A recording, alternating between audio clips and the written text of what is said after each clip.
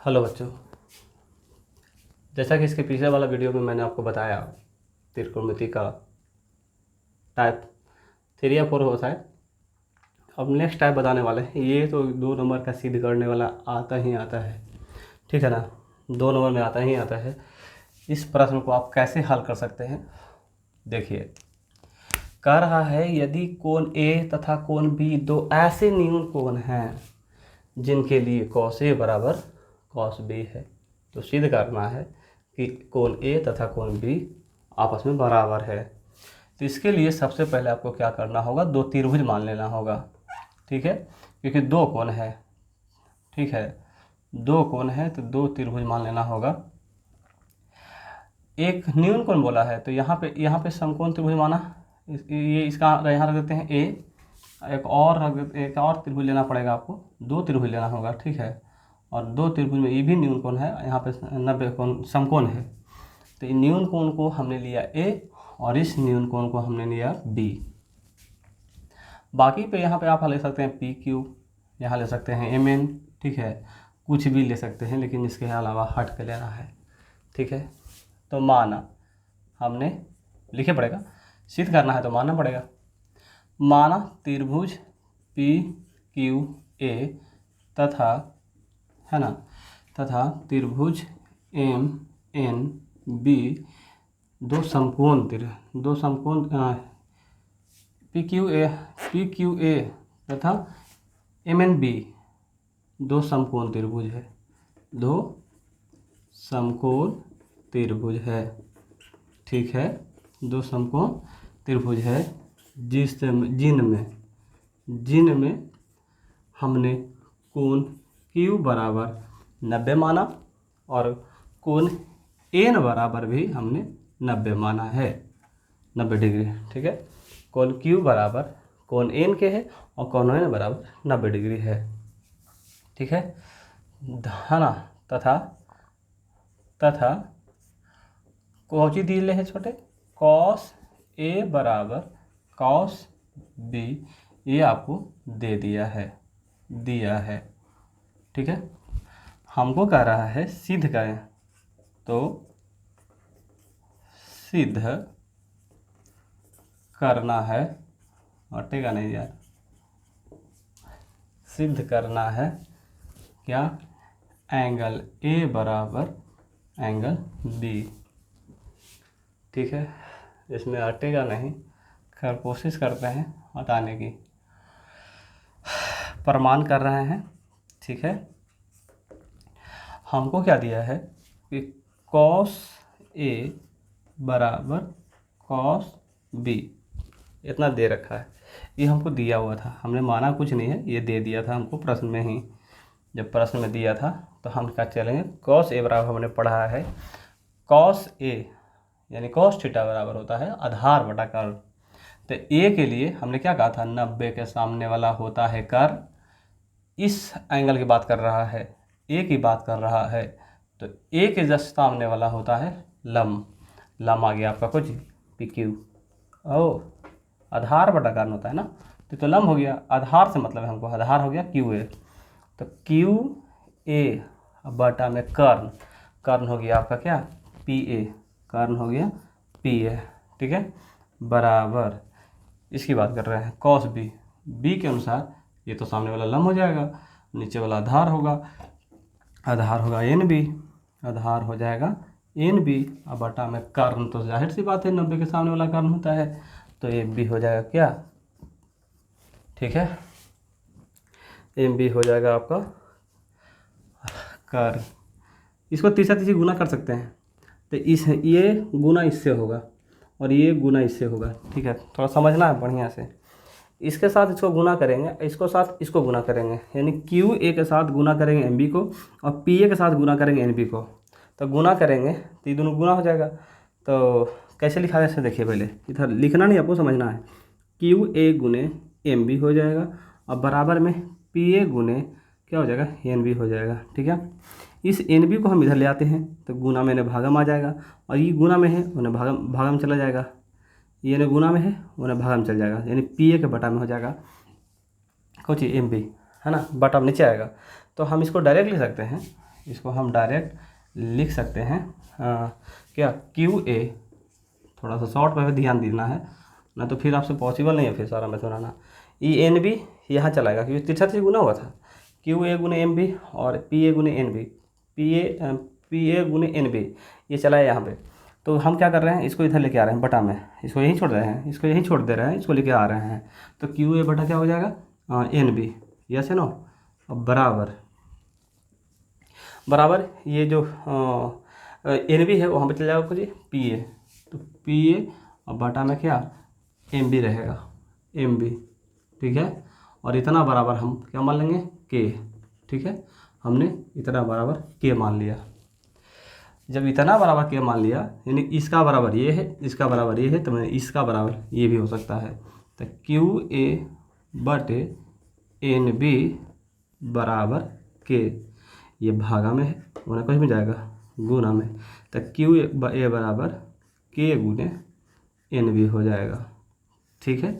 उसी प्रकार हम इसको लिख सकते हैं पी ए बटे एम बी बराबर के, ओके, भागा में और एक और में चला जाएगा गुना में, तो एम बी के एम बी हो जाएगा, के एम बी हो जाएगा, ठीक है। अब नोटिस करने वाली बात यहाँ पे ये है कि हमने यहाँ लिया है क्यू ए बटा एन बी, क्यू ए ई वाला ध्यान दीजिएगा, क्यू ए बटा एन बी, इसका कंपेयर हो गया इससे, ठीक, इसका अनुपात निकाला गया इससे, और पी ए की तरह, पी ए आपका यह है, इसका अनुपात निकाला गया एम बी से, है ना। तो ये दोनों का जब अनुपात निकाला तो दोनों का अनुपात क्या आया।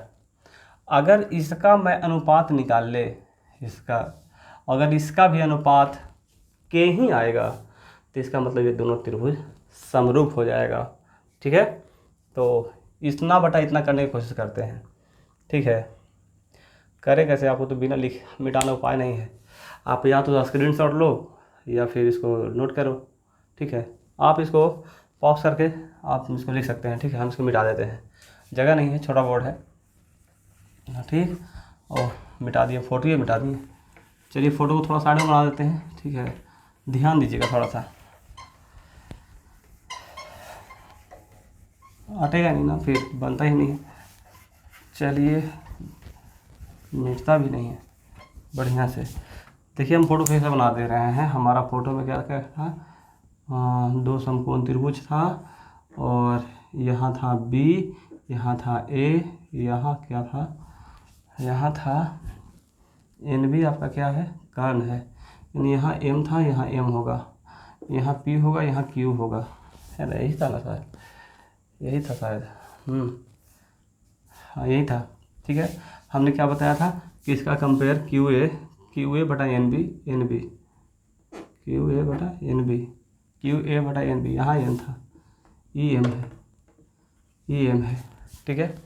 तो इसका कंपेयर मतलब इसका अनुपात इससे निकाला गया तो के आया, और पी ए इसका अनुपात निकाला गया इससे तो भी के आया।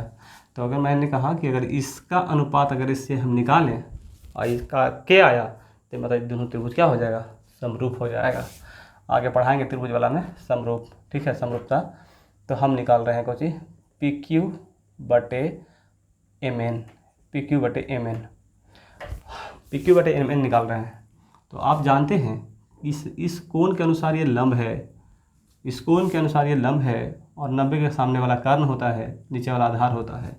तो ये लंब है, लंब बराबर होता है कर्ण के स्क्वायर, यहाँ कर्ण है पी ए के स्क्वायर माइनस आधार के स्क्वायर, और यहाँ आधार है क्यू ए, इसका करेंगे होल स्क्वायर, और ये हो जाएगा रूट ओवर बटे। अब आते हैं एम एन भी आपका क्या है लंब है, और 90 के सामने वाला कर्ण होता है, नीचे आधार है। तो एम एन बराबर हो जाएगा एम बी के स्क्वायर यानी कर्ण के स्क्वायर, एम बी के स्क्वायर माइनस एन बी के स्क्वायर, ठीक है, इसका हो जाएगा कुछ रूट ओवर, ठीक है। डायरेक्ट हल करते हैं पी ए का मान के इंटू एम बी है, के इंटू क्या है एम बी है, तो इसको लिख सकते हैं के इंटू एम बी का क्या होल स्क्वायर। डायरेक्ट करें क्या, डायरेक्ट कर देते हैं के इंटू एम बी का स्क्वायर यानी के का स्क्वायर, समझ लीजिएगा ना, के का स्क्वायर हो जाएगा, इसको बैठाएंगे डायरेक्ट, इसलिए आइए के का स्क्वायर इंटू एम बी का स्क्वायर हो जाएगा ना, माइनस क्यू की जगह क्या लिख सकते हैं, के एन बी स्क्वायर है ना, तो इसको लिख सकते हैं के स्क्वायर इंटू एन बी का स्क्वायर रूट ओवर। कोई दिक्कत है क्या?